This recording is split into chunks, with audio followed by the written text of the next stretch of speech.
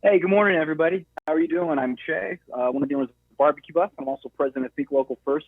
Welcome, everybody, to the 2020 DC Retail Summit. We're really happy you joined us. This morning, we've got a very important topic we're discussing, working with the virtual human touch. You know, COVID-19 has accelerated many digital trends in the retail industry. This morning, we're going to talk about a framework for developing and executing a successful e-commerce practice.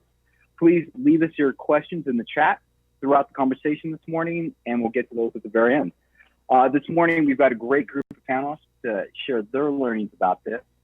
Please welcome this morning Danielle McGee, founder of the Black Business Boom, Joe Lapan, co-owner and marketing director of Songbird Music House, Pennye Jones-Napier, co-owner of the Big Bad Woof, and Mari Rodela, Chief Community and Culture Officer of DC Brau. Welcome, everybody, and thank you so much for being here. Let's dive right into it. I'd like to ask each of you to talk about the pivot. And pivot is a serious gross underestimation of what each of you have done since March to address online business while keeping your brick and mortar business sustainable. Who wants to start?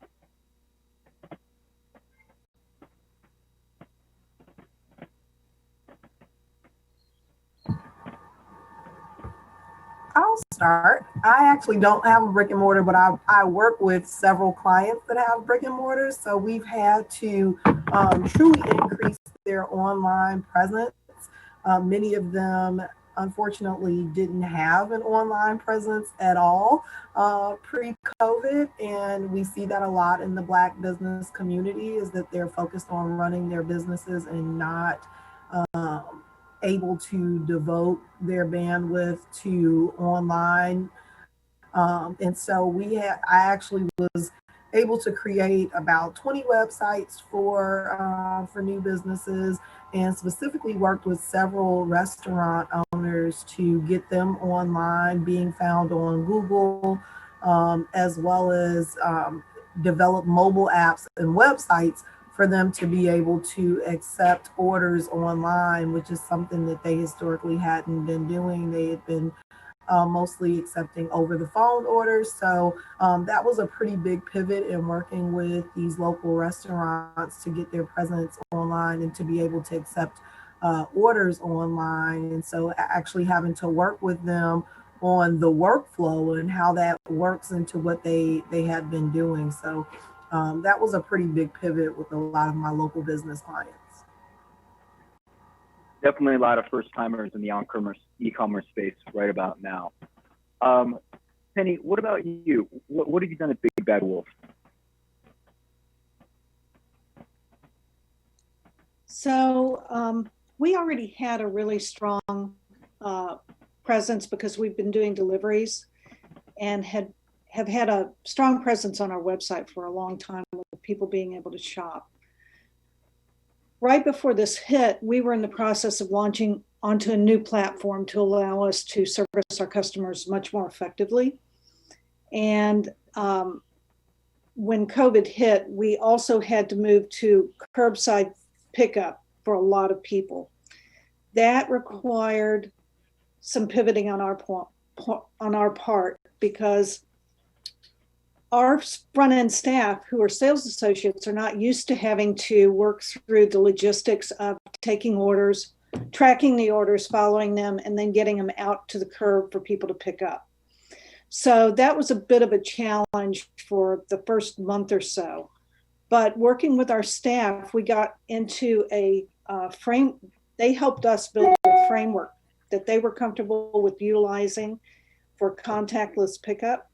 And now that we've got our new system, it's changed a little bit, but I think the most important part is engaging your staff and listening to what's going to make them help service your customers effectively.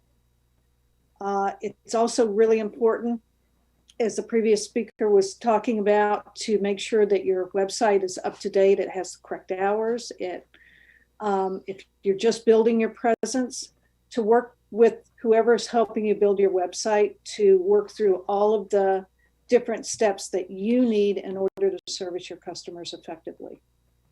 And in building our new platform, that's a lot of what I'm doing right now, is we're building in new features and functionality so that as we move forward in this space of the new abnormal, we are able to take care of everyone in the best way possible and make it easy. You know, Pennye, you mentioned logistics. Mari, I bet you have a lot of experience in logistics. What have you guys been doing at DC Brau? So we're somewhere in the middle of Danielle's clients and Pennye, because we have like a pretty strong online presence. We have strong social media. So ever since the beginning of DC Brau, we launched with like a Facebook page. We have a Twitter account. We had a Square app that we used as our POS for our tasting room, but we had to shut down our tasting room. And so with that, that was a deep cut into our, our income. So we needed to pivot for sure. So we actually started doing a delivery program, but Square, because of what it is, does not allow for alcohol sales. So there's actually a new app developed by a local brewery called Beer Me. So we actually had to pivot and start using Beer Me. And like Pennye said, work with our team to develop an entirely new program to do delivery and curbside pickup, which was drastically different from anything we've ever done before. I mean, we had a tap room and people come and visit and hang out, or sometimes come and pick up beer, but they don't have to order online and go through this entire system. So we had to build something. We didn't have to build it. We were able to purchase this Beer Me system, which is a godsend. It's been really helpful. And there are resources out there. So I would also suggest to do as much research as you can to see what's out there, because there are resources out there. And increasingly, because of COVID, people are, starting to develop new apps and new systems for, their businesses and sharing with others. That's how Beer Me came along. But really, we worked with our team to be sure that we were setting up operations in a way that were healthy for our team, healthy for our guests, because we want, people to feel confident that they can go to DC Brau and get something have a safe experience. So it's been a whirlwind, but I feel like we're doing a good job. You talked about adding on services. Joe, what's your experience been like at Songbird? Hey, good morning. It was funny when you guys asked Songbird to be on this particular panel, in a sense, because obviously live music and browsing vinyl records and such is sort of the ultimate physical in-person experience. So, no big deal, right? We've only been asked to take the, quintessential in-person experience and see what we can do virtually. Like pivot seems like an understatement in a lot of ways. So, it's been really interesting. There's different elements of our business and all of our businesses, I think, that are on this call. And I think the key thing is to think through, what are the core elements of my business and how can I bring those to people virtually or digitally, or, it's been a time to really try to think creatively. And that's even before you get to sort of the economics of the new normal or whatever. Again, speaking for, a very in-person, in real life type of business, like a music venue, or, I would be speaking to bars and other places that are similarly situated. Everybody has been so creative, and I applaud all the creativity. I would be remiss not to make a comment in the vein of, I applaud everybody who's doing these great things, and we have this great economy in DC with tech savvy consumers and all the things that we've built. But businesses like ours and in-person businesses are struggling, and I wouldn't want, all the positivity is very important because there's a lot of champions in our scene. But I just want to make sure, we always keep that balance, because we're in the midst of some very challenging things, regardless of how well we pivot and how creative we are. And, I can speak more about any of those topics as you want. Well, Joe, so that kind of gets to my next question. How do you forge a human connection in a very virtual age? And your business probably has the greatest leap to make with that out of everybody in the room. How are you guys doing that? Yeah, I mean, a variety of ways. The most important thing to me during this time has been to maintain that connection. One of the things that I've observed, and I think all of us probably can observe, thanks to all of our great work and the great work of the organizations that have put on this summit, is that people in DC are like, they're here for us. They want to support us. So, and that's because of the connections, the physical and in-person connections that we've created over time. That is what I see as our competitive advantage, is that we have these connections. So my primary goal has been to try to maintain these connections. And then revenue and income has kind of been an overlay on top of that. And of course, a very important one, but I want to maintain these connections virtually by doing things like live streaming shows, by doing digital and virtual programming, and by making as many of our offerings available digitally and via e-commerce as possible. I'll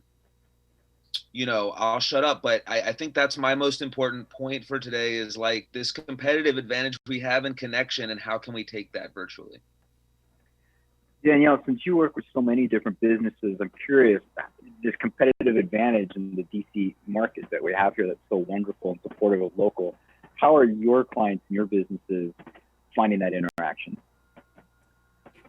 I think that a lot of folks are understanding how important it is to step from behind the business and for people to know who they are as the business owner.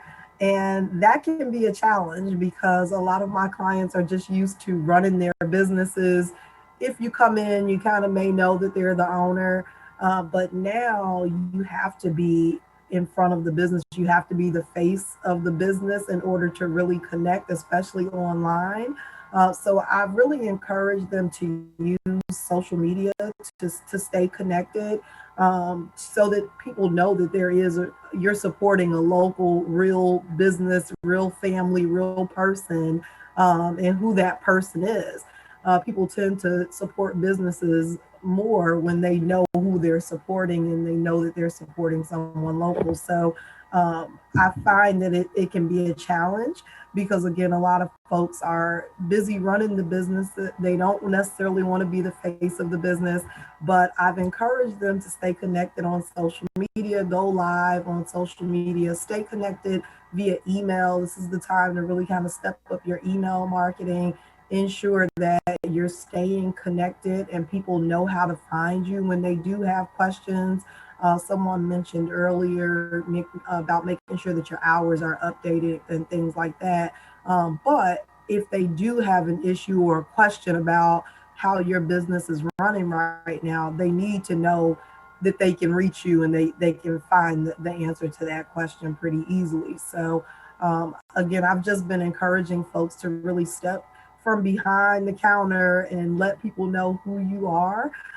As a person, that you're a real family, connect with them about what your struggles are right now and what support you need from the community, and being transparent.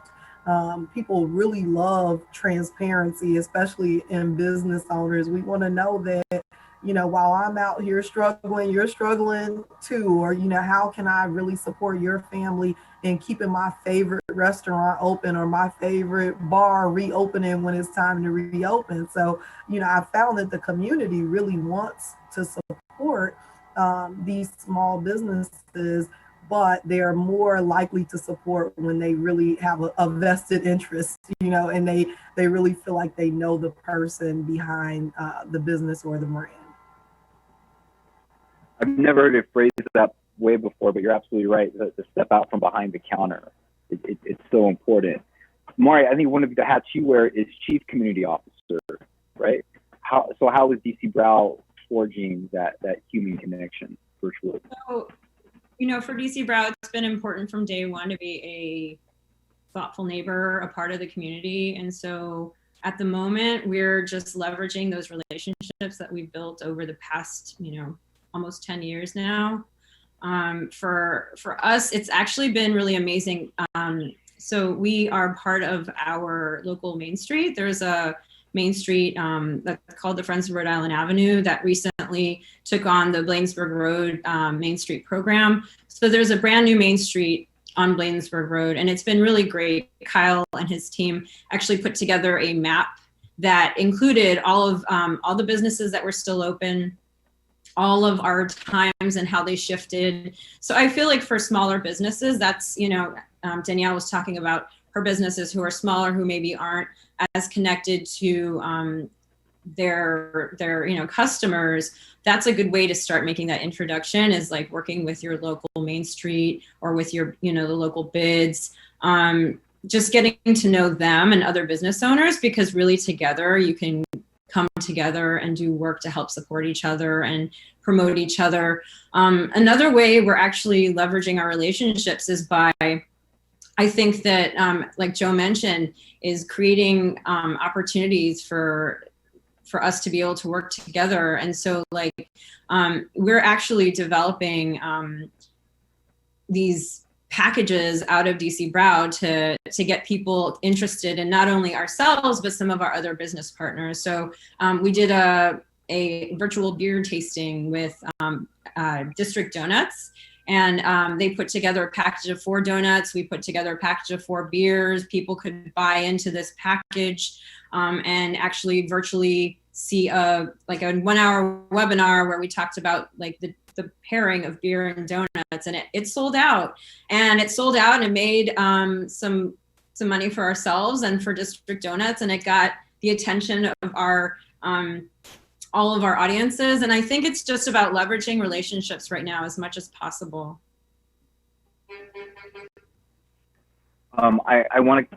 That's a great example of what you're talking about, working together. I do want to ask everybody for some specific examples like that. But first, Pennye, when you talk about leveraging what's already there, Big Bad Wolf has been around since 2005, right? So how have you taken those human relationships and translated them virtually? Well, I have to say that we've been very fortunate to have a very, very supportive community. And we've had a lot of press over the years because of being a triple bottom line business, people, planet, profits, that I've been able to reach out to a lot of the businesses that we work with and have participated with over the years, and see what we can do to help drive business to them. So as an example, we have a new restaurant that opened about a little over a year ago, called The Girl in the Vine here in Tacoma. And one of the owners is a former manager of Tryst. Well, when this hit, I asked them to give me flyers so that we could start including those in all of our deliveries, because they had pivoted to be a market and carry out with groceries and beer and wine and sandwiches. And so we started distributing flyers in all of our deliveries to the area that I know that they were servicing. We've been putting informational flyers in for some other pet behavior businesses, so that as people are at home with their pets all day, trying to work from home, that they're coming up with some things to engage their pets with, because it's very different being at home working than going out to your office and your dogs and cats stay at home and your bunnies. So I think a lot of it has been trying to do some outreach as we've moved through into being open full time again, and making sure that we're helping to support some of the other businesses that are around. I'm always looking at ways to see how we can partner and help drive business to each one. One of the things that we do is we have Woof pantries all over the city. So DC Brau is one of our pantries, and we do free deliveries of pet food to the pantries so that we can allow people to get their food deliveries if they want it right in their neighborhood, but it also encourages them to walk into another business in their neighborhood and maybe be able to do some transactions there. And we've had that in place for quite a while. We went from 16 pantries down to 6, and we're now back up to 9 or 10 at the moment. So that type of partnership is coming back too. I also just want to say one other thing about social media. In my industry, we've got a couple of platforms which do a lot of outreach via all the social media platforms. But there are also other apps for other businesses like Hootsuite, where you can do your postings and you can post to Facebook, Pinterest, Twitter, all of your social media feeds with one post, and it'll go out to a blanket number of them. So I think that we've utilized these platforms for a long time, and it's very useful when you're trying to get word out and trying to judge which platforms your customers are using. And I did actually want to drill down to some specifics for the next question for everyone, which is what are some specific tactics, tools, campaigns that each of you are using to really meet the customer where they're at?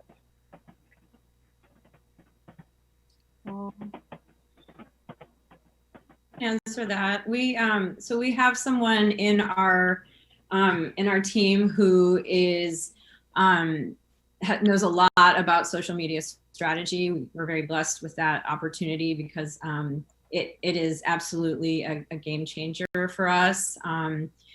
She essentially drills down and has done some research to find, the days and the times of the week that work the best. So when we develop a strategy, we have all of our marketing ready to go. We plan weeks ahead of time, and then it literally launches at like 11 o'clock on a Friday, which is like, or like whatever time she knows is going to be good for this campaign. And I think that what's really important is for people to be able to drill down to that level, because it really does make a difference when you are launching a campaign. It also matters like the type of programming you're doing. So we've done, right now we're actually launching an Oktoberfest box with our friends at Meats and Foods. We're doing beer and sausages and some mustard, and we're launching it actually this Friday. And it's, we know specifically the types of people who are interested in this. So like we're launching it to specifically like Facebook and Instagram, because we know that like those are the groups that are most interested. So I think it's about getting to know who your customers are and making sure that you're marketing specifically to them in a way that that works, that you find that has worked for you. So there's a lot of like testing things out and research that goes into it. And sometimes, you learn that what you launched didn't work. But for the most part, it's exciting when you start to see the patterns and be able to like utilize them as a strategy. Yeah. I think it's also important that the businesses use search engines. And so Google has an amazing suite of products, and the Google My Business tool allows you to post directly there. And so the customer buyer journey is a lot different these days. And so we're Googling, and then we're looking at reviews there, and we're seeing what time you're open and how do I get there. Then we're going to go to the social media, your website, and do a little bit more digging. And so a lot of folks start with Google, right? And so I feel like it's important to meet people right there on Google. So when you're posting to your Facebook and your Instagram, your Twitter, you also want to make sure that you're using the functionality to be able to post to Google, since that, is a new capability, and being able to post updates there just like you would to your social media. And I think a lot of local businesses are missing out on that. And me as a consumer, I Google everything and everywhere. So I think that that's an important tool and a way that you can truly meet people where they are in Googling before they take any action to go to any local business. Joe, what are you using over at Songbird? What kind of tools and campaigns and tactics have you been using since March? Yeah. So as far as some specifics,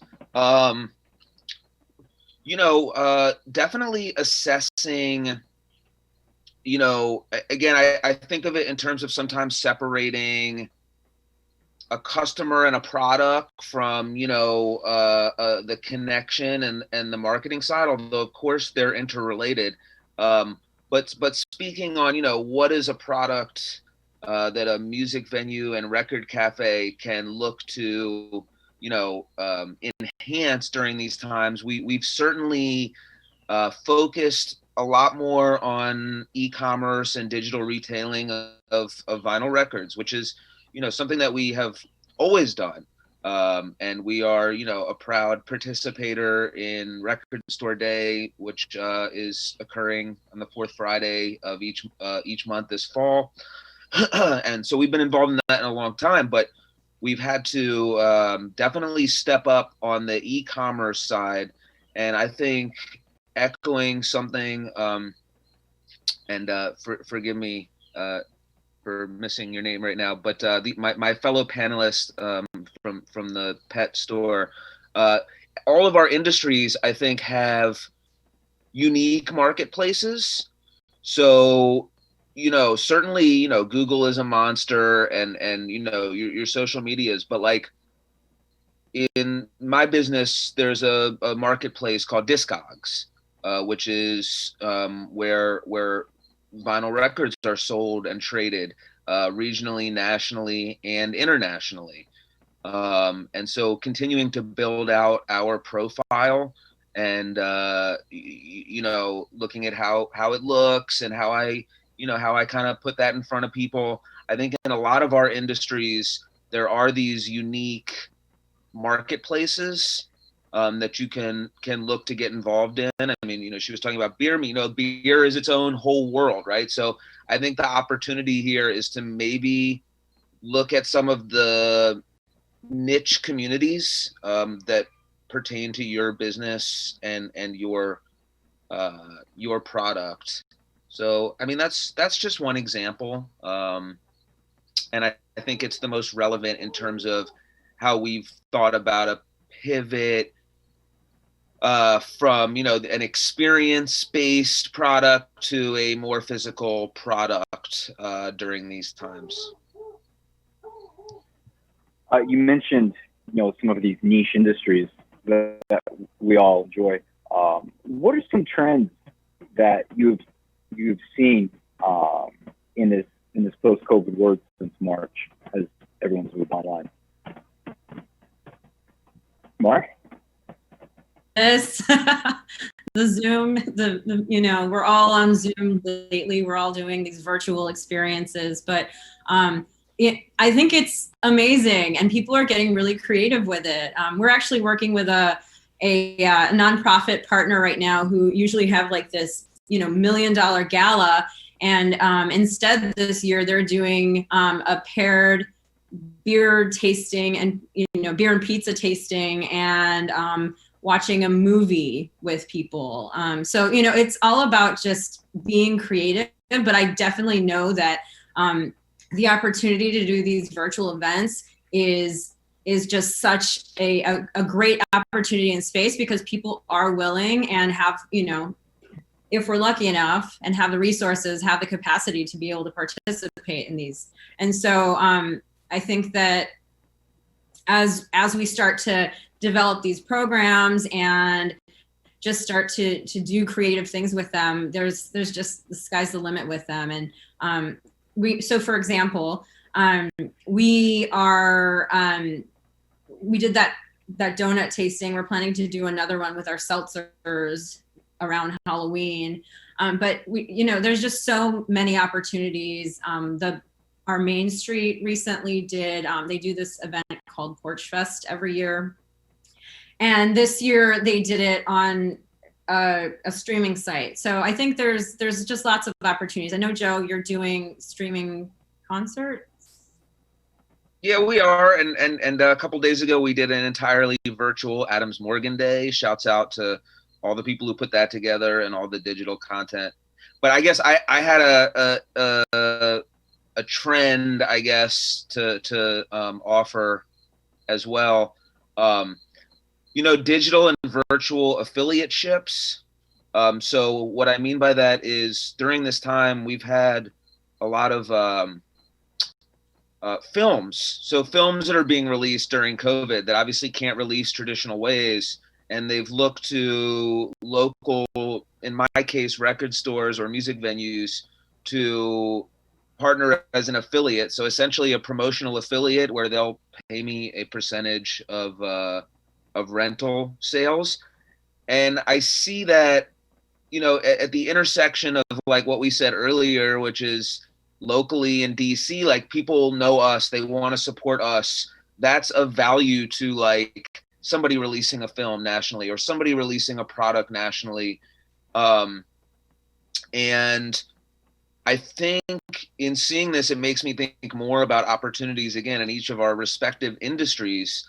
But like, we should be thinking as local businesses even more about affiliate models, where a product or a partnership that makes sense between us as local brands and local shops and, products and offerings that are occurring at a, maybe a more regional or national level. Somebody wants to penetrate the DC market.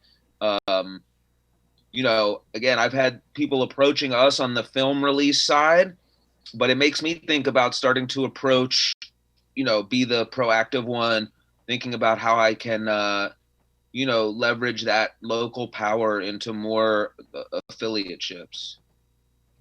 Joe, follow up to that, this idea of virtual affiliateships, partnerships, leveraging relationships, that's a real theme that we've been talking about this morning.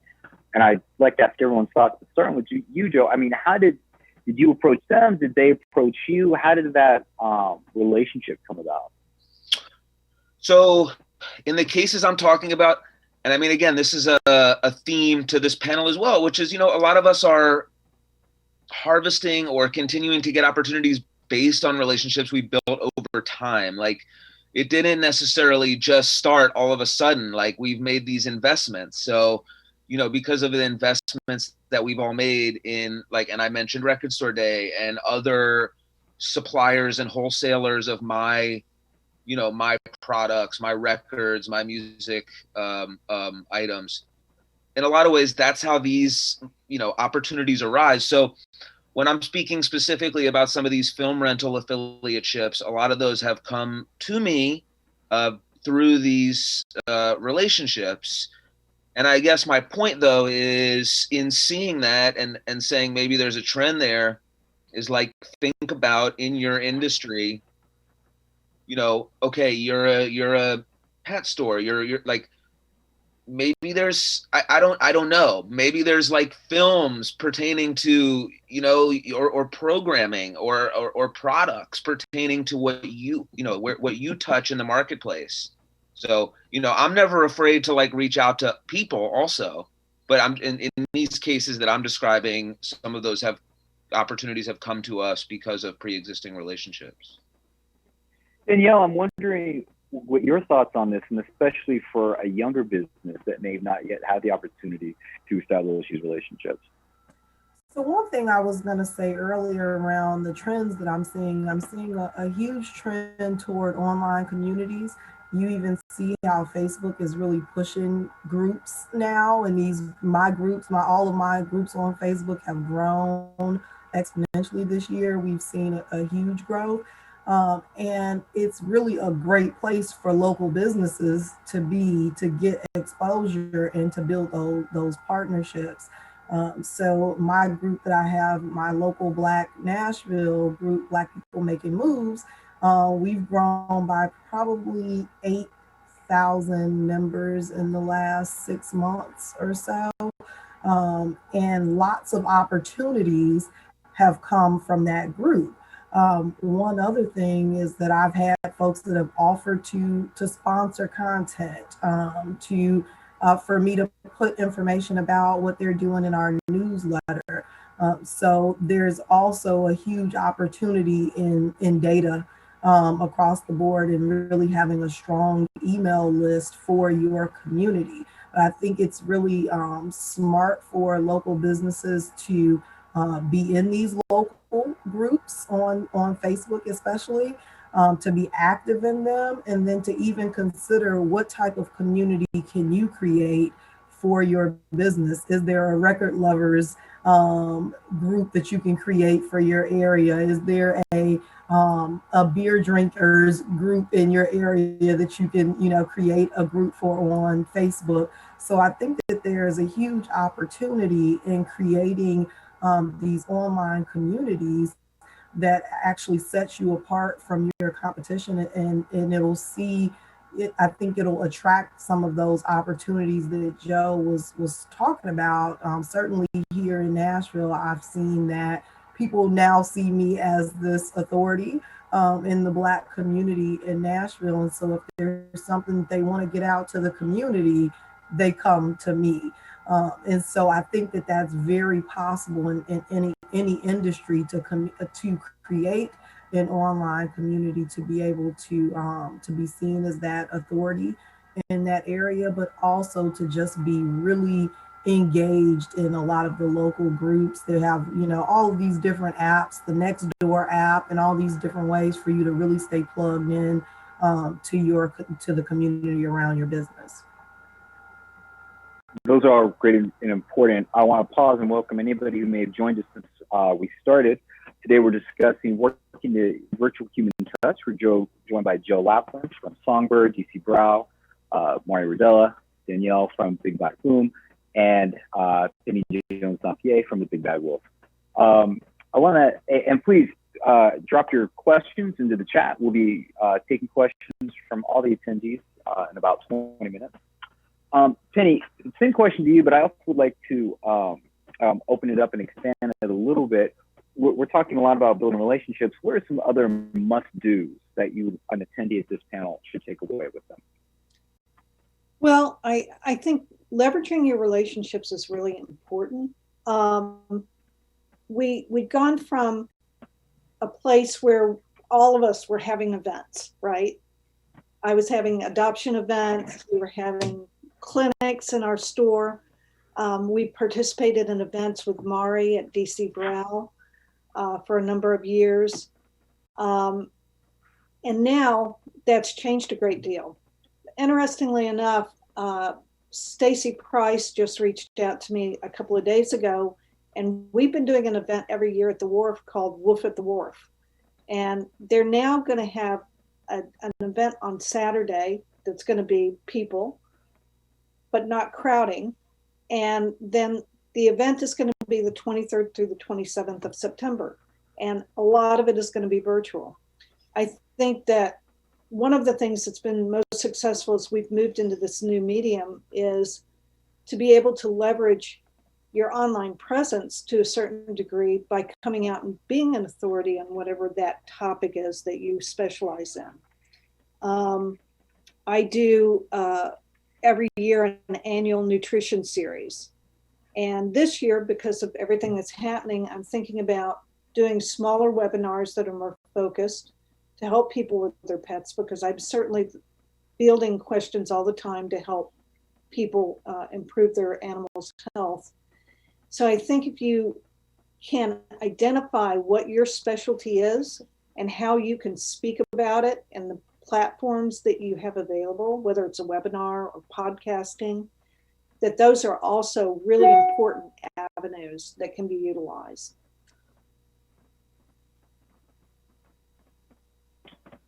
Mari, anything to add to that? No, I think I completely agree. And I think also it's, in addition, it's about leveraging new strategies that you develop. So for example, we always host a holiday market at DC Brau that Pennye was referencing. And specifically, we know this year that we can't host it. So it's about 45 vendors, all local makers. We essentially have, like at least 3,000 or 4,000 people that come through, potentially more. There's no way we can open up our space this year. We have a good partner who, they're called the Hyrick House Museum. They do the same every year around the holidays. And they recently in April, just to support their community of vendors, held essentially an online market. The marketplace worked for them, and they've really been honing their strategies. So this isn't our expertise, but we are partnering with them to bring a holiday market this year. It's going to be for 2 weeks. So it's not, it's just like Stacy's doing, kind of expanding the timeline a little bit, creating opportunity for a kind of a new adventure for everyone. But so we're going to launch this 2-week holiday market with the expertise of our partners at the Hyrick House.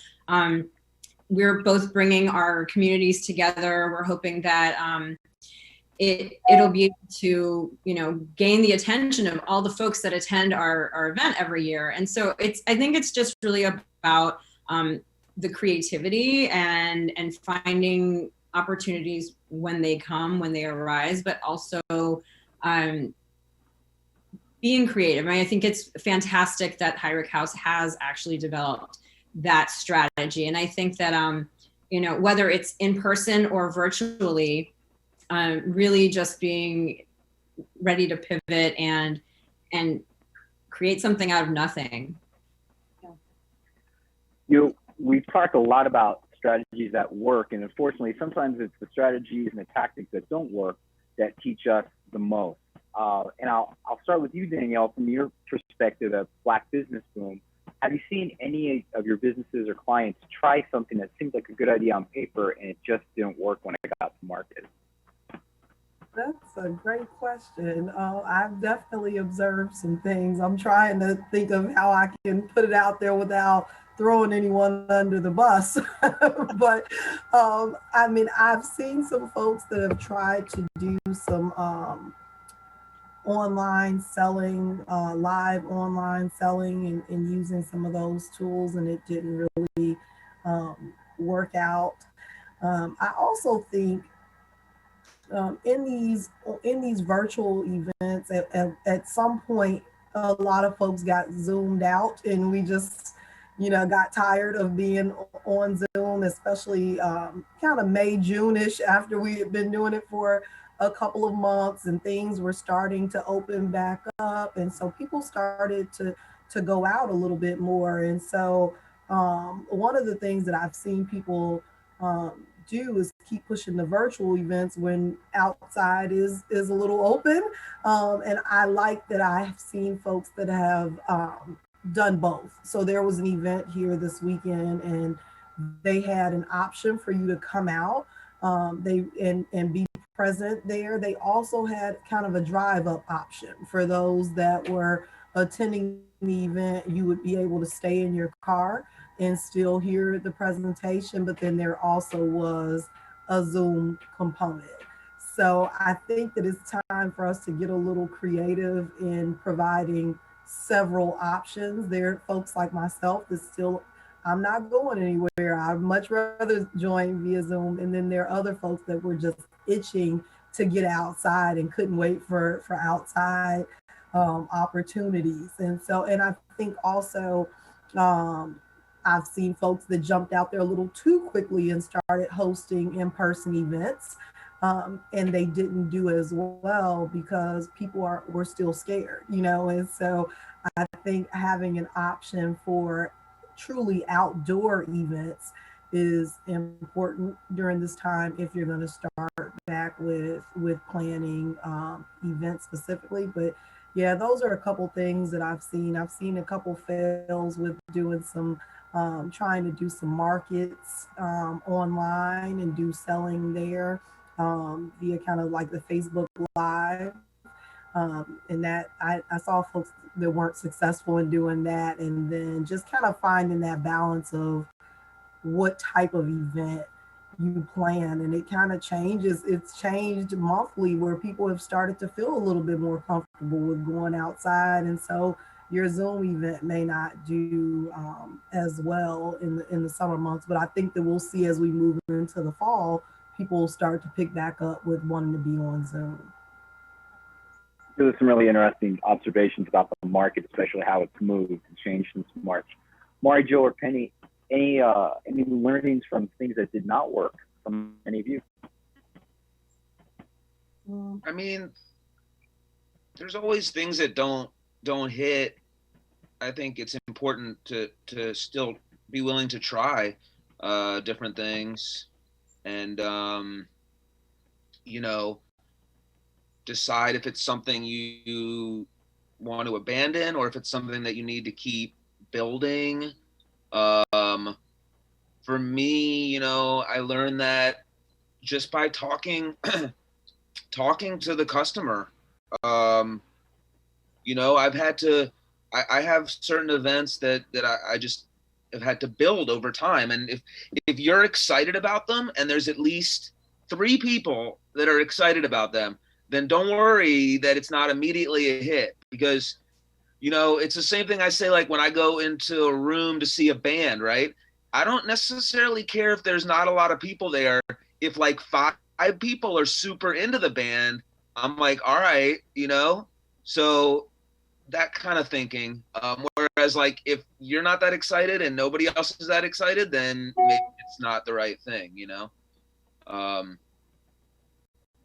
Yeah, sorry. I think that's answering some part of the question. No, I love how you put that. We've got a lot of great questions actually coming in through the chat, and I'm going to pull one of them right now.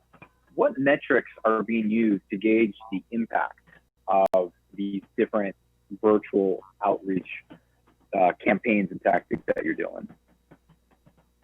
How are you measuring success?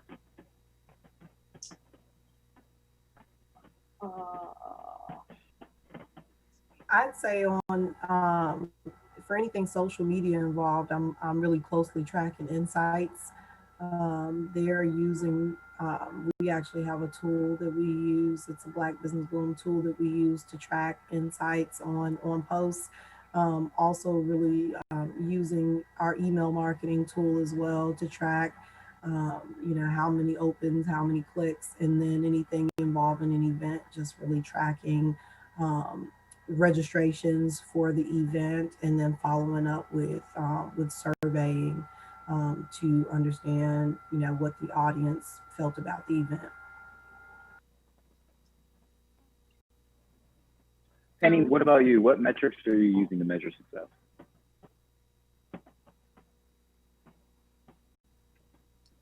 I think that we're using many of the same metrics through our social media and also through our email platform, so that we can see how many people actually reopen things. We are really only doing a clinic once a month now, but ever since we restarted it, it's a nail trimming clinic. She's this month, I think, going to be completely booked again. So we know that people are calling and they're asking for services. They're asking for events to happen. Most of what we're doing at the moment, though, is partnering with other businesses. So we're kind of sharing the information of how much outreach we've had and what the response rate has been. And I am looking forward to the holiday market coming up. We're going to be talking about that. Good. I hope you're applying. Yes, I just remembered that I got an email about that. So we use Later for social media, which has really great analytics. We also use Google Analytics for our website.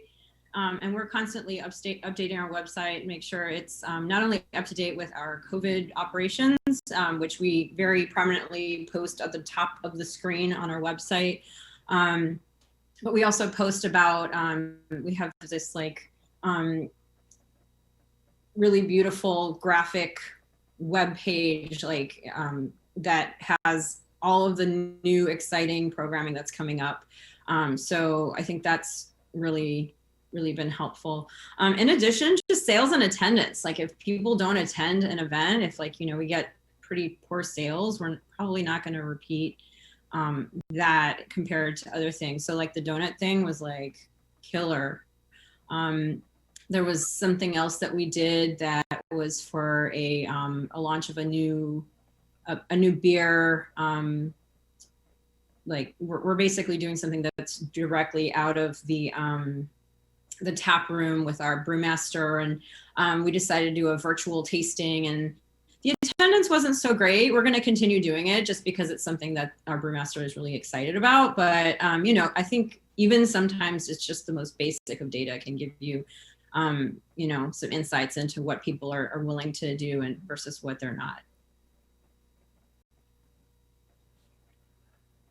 Some great questions coming into the chat. There's two that I'm going to combine. One is, these are both from anonymous attendees.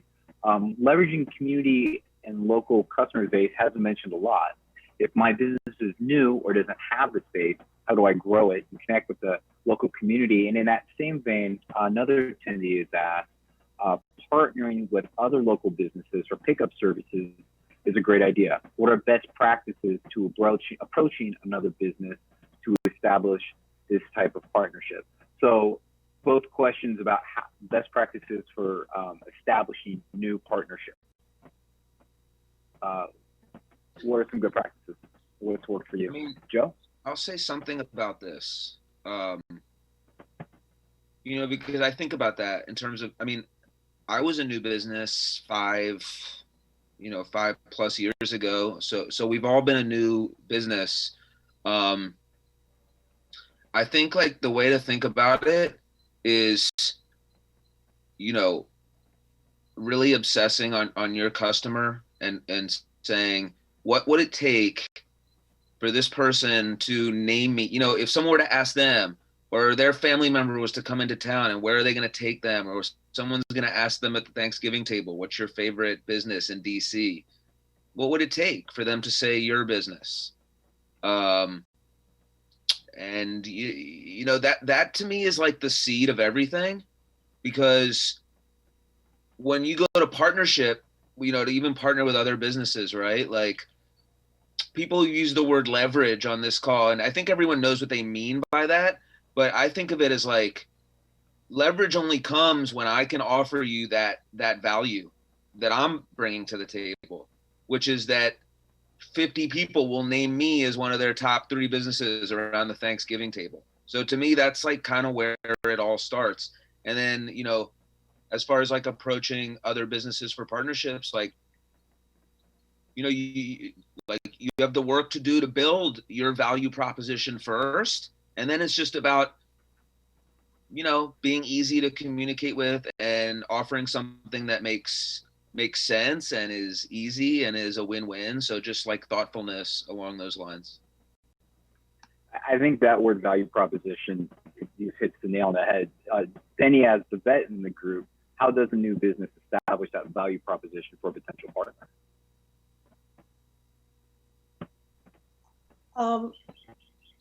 I think that a lot of it has to do with putting yourself out there. When we started our business in 2005, we weren't well known, but if I identified a business that I was interested in working with, I'd call them. I'd find out who the owner was, and I'd call them up. A great example of that is Broad Branch Market is one of our Woof pantries. And I did not know the owner of that business, but I knew that I wanted to have a Woof pantry in that neighborhood. And so I basically asked people who owns it, called her up, met with her, and she was like, this is great. And one of the things she's asked me to do is help her with her little pet area in her store, which I'm happy to do. We got sidetracked because of COVID, but to be able to make things very easy, to offer to support and help them, and make it uncomplicated. That's a big key to this, is to make it uncomplicated for people. I basically send out a 2-page thing. This is how the Woof pantries work. You don't have to check people's IDs. People that are coming are going to know that they have a delivery there. And you just try to make it as easy as you can for the business and make it to where it's an enjoyable experience for not just the owners, but the staff who are going to be the ones handling these. So, Mari, what would you add to that?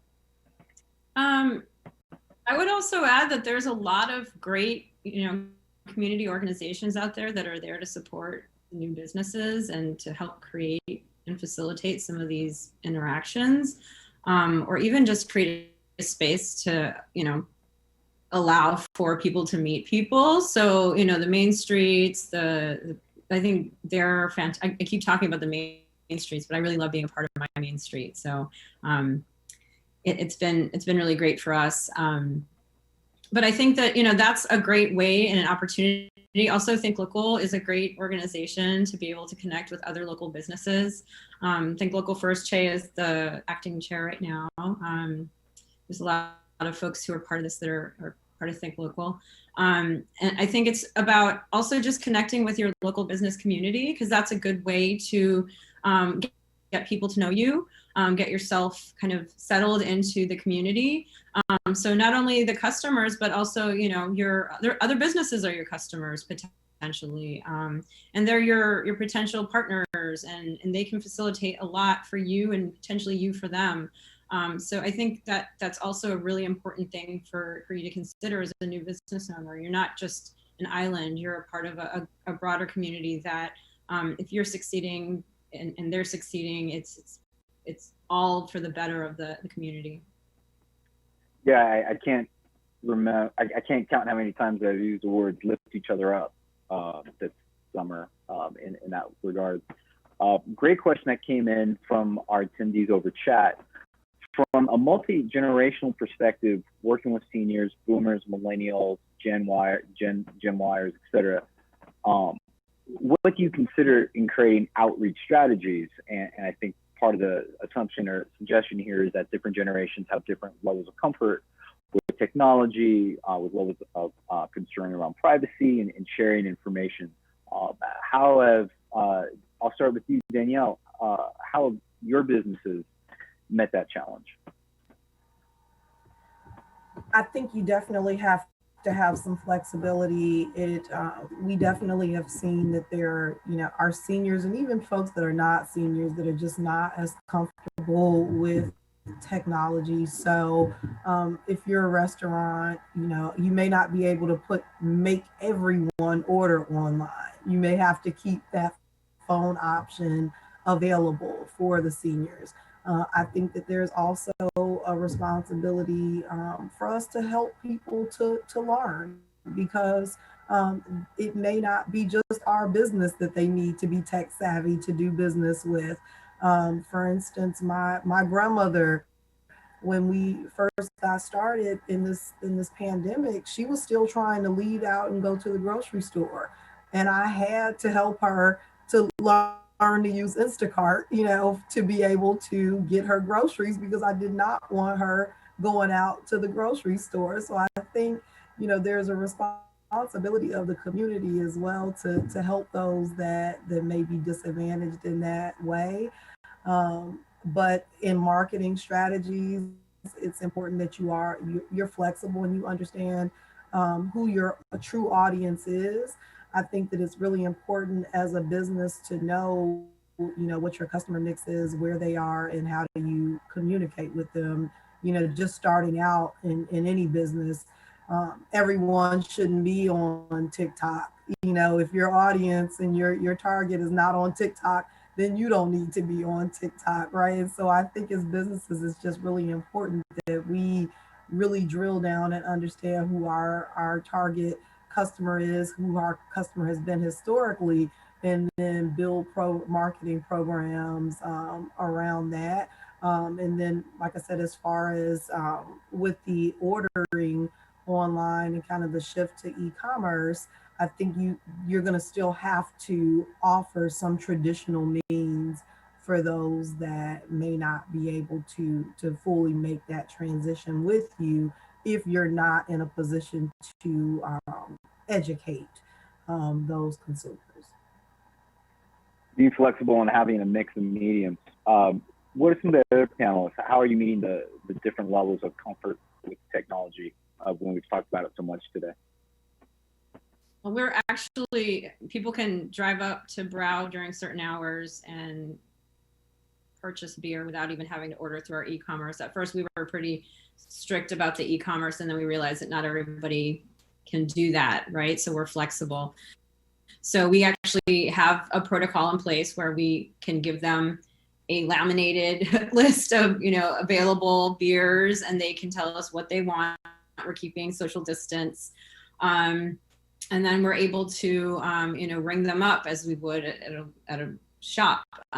So we have our shop open essentially, but it's a little different than it used to be. They're not coming inside our building. We're essentially running this out of one of our docks, but we did have to shift to that because it is necessary.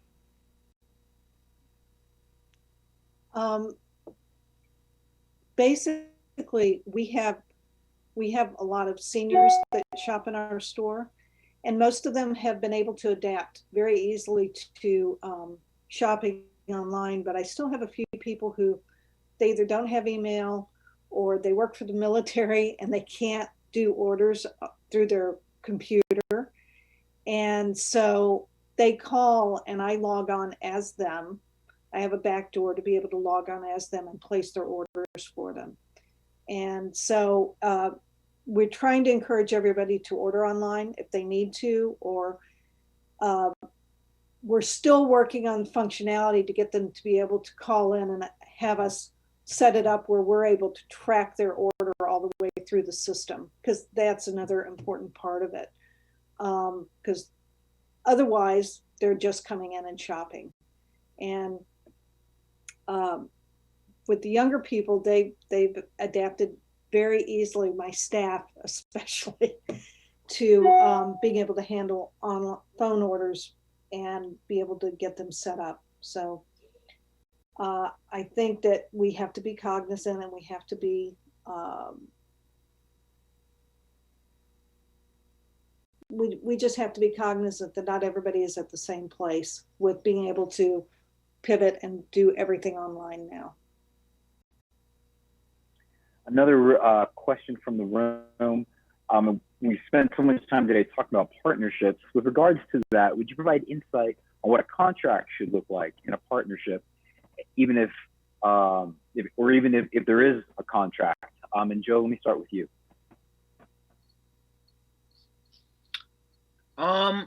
Yeah, I mean, sometimes it's necessary, sometimes it's not. I mean, usually more important than that is a really good, understanding and communication with whoever you're working with. Of course, if there's payment or money changing hands in some way, or some type of ongoing, revenue splits or something, you probably want to get that down on paper. But sometimes I don't, even as a background as an attorney, I try not to let the cart drive the horse with respect to contracts. Obviously we do them in, band artist senses, but when I'm talking about partnering on things like, I don't know, it'd be a good question for Pennye. Is she using contracts for her pantry drop off? I don't know. That's an interesting case. I'm pretty old school in the fact that, like you, I came out of the diamond business, and so we shake hands a lot. Or not today, maybe bump elbows, but I have a 2-pager of this is how the program works. And other than that, it's not a signed contract. It's just to help the partner businesses understand how the steps that are going to happen with having a pantry. And other than that, it's really, building that relationship and having that relationship. And Right. I think that's like a great example of a thing you're rolling out. I mean, you said you're down to 6 of them now, but you had this is a real thing that you're doing, and it's not like based on some crazy contract. It's based on that it's, you know, a good partnership for the parties and that there's good communication. So yeah, and I believe that a lot of the ones that we had, they're starting to come back, but it's, you know, trying to be very respectful about what stage they're at in their reopening of their business. For us, we did a staged rollout, but we're open full time now. For a lot of other businesses, that's not the case. You know. Yeah, we are the same way. Sometimes it's a handshake. Sometimes we do like a memorandum of agreement, like a 2-page MOA with, you know, the expectations of each partner, what the purpose is of, you know, the thing that we're doing together. I think sometimes that's useful, especially if there, like Joe mentioned, if there is money exchanged. But yeah, it's about trust, and it's about the level of understanding and communication that's needed, and whether or not you don't need an agreement or a contract for every interaction.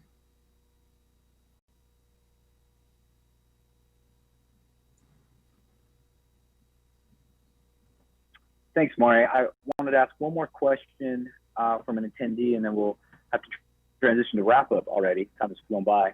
And the question is, where can I find grants for a startup business? I've been applying to grants, but none of them are for the startup.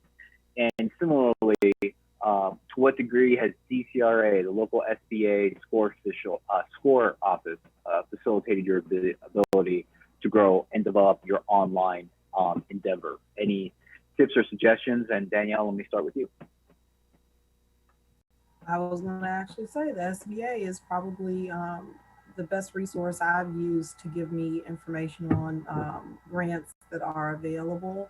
I've been around for a little while, so I'm not really sure about the startup part. There are tons of grants that we've seen opening up this year, but I can't really say specifically that I know any for startups. I think that most of them I've come across or applied for myself are requiring that you've been in business for a little while. But I think your local SBA office typically can be the best direction to go in to find out about any grants that may be available for your industry.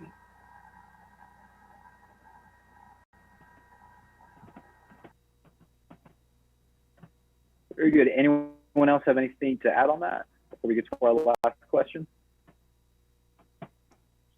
I want to say that DCRA has been doing some really interesting grants over the past few years, and I'm not sure how many of them don't apply to startups, but I often go onto the DC website, DC Gov website, and look up what grants are available. And there are a lot of things in different areas, whether it's retail or what other industries that people may find useful, even if they have a relatively new business. Yep, I will second that in my own experience. Thanks, Pennye. Final question today, and it comes from the room. Knowing, and for each of you, knowing what you know now, are there things that you would have done differently during these crazy days?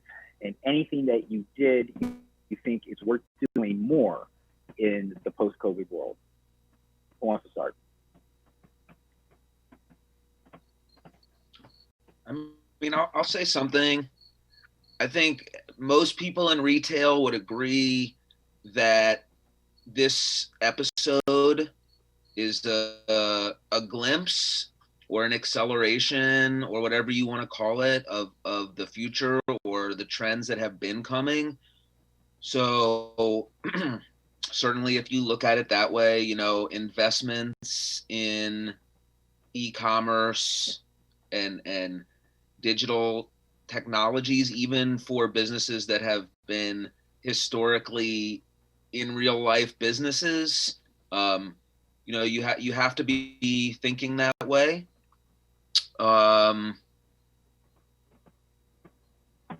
Yeah, I don't know. I'll let someone else go because I'm still thinking about the other part, but about doing stuff differently. I'm sure there's plenty of things, but I'll let somebody else.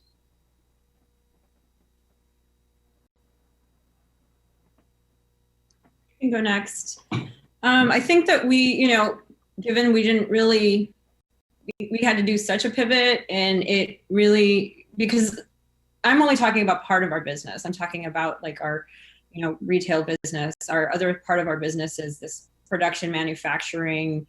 We make beer and it goes out through a distributor, and it goes to, bars and restaurants, which are really suffering right now. Music venues. It's essentially half of our business, and it's very difficult for us right now because our partners are not doing well. Then we have the grocery side, so that side is actually keeping us afloat for the most part. But we've had to pivot and create this whole new opportunity to do sales outside of the company, and I think we've done. I think we've done the best we can. I think we are looking actually to do mail delivery.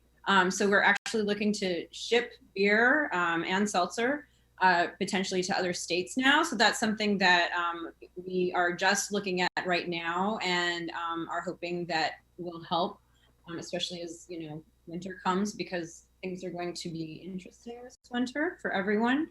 And so I don't know that there's anything that we could have done differently.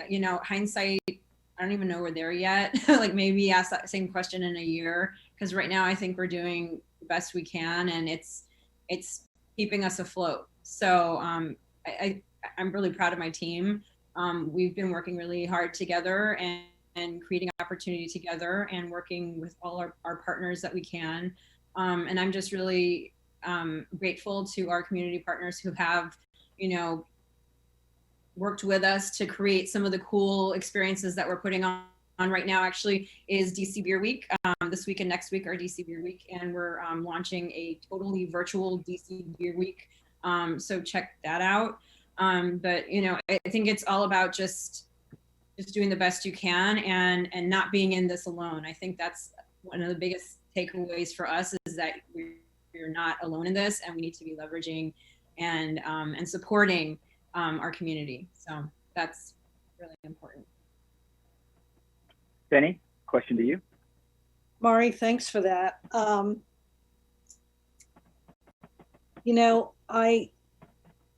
think the hardest thing has been that we had set up for this new POS and e-commerce platform to start being rolled out in January. And it got delayed because of COVID. COVID hit India, where our programmers are, and they went home, and then the rainy season hit. So it pushed us back by months. And had we had the new system in, I think that our pivot into going curbside would have been a lot easier. So that was a really, really hard transition. The other thing that is interesting is that when we went to where we closed down for a short period of time and only had seniors coming in 3 mornings a week, the staff was basically able to dress however they wanted. And so the transition to go back to being public facing has been difficult in terms of the way people dress, et cetera. So that's been a challenge from a management standpoint. And I think that I would not have loosened those policies if I had known what I would be dealing with now. Good lesson, Pennye. Last question to you, Danielle. Last word today. What would you have done different? 50 seconds. I pivoted pretty heavily in my business to start helping businesses to transition online, and I would have done that a lot earlier. So I would have pivoted, as soon as I heard about COVID and we started to go into quarantine, I would have jumped on that opportunity to help businesses a lot earlier than I did. So that's all I would have done differently, I think, throughout this time. And I've loved hearing how everyone else has pivoted. And I just look forward to us continuing to be innovative in our businesses. And that is a great way to wrap up today. Thank you again to our panelists. We've been joined by Danielle McGee from Black Business Boom, Lapan from Songbird, Pennye Jones-Napier from Big Bad Woof, Rodela from DC Brau. We invite everyone to join us on Thursday for day 2. Session 3 will be building financial resiliency on September 17th today. We'll have a poll that's just popped up on your screen asking all of our attendees, does your business have an e-commerce store / offer online payments? Please fill that out. And then please also go ahead and fill out the survey evaluating today's panel. Let us know your thoughts, leave any outstanding questions you have. And that's it. One more time, I'm Che. Thanks for joining us today at the DC Retail Summit. Thanks again to our panelists and everybody. Have a great week. Bye-bye.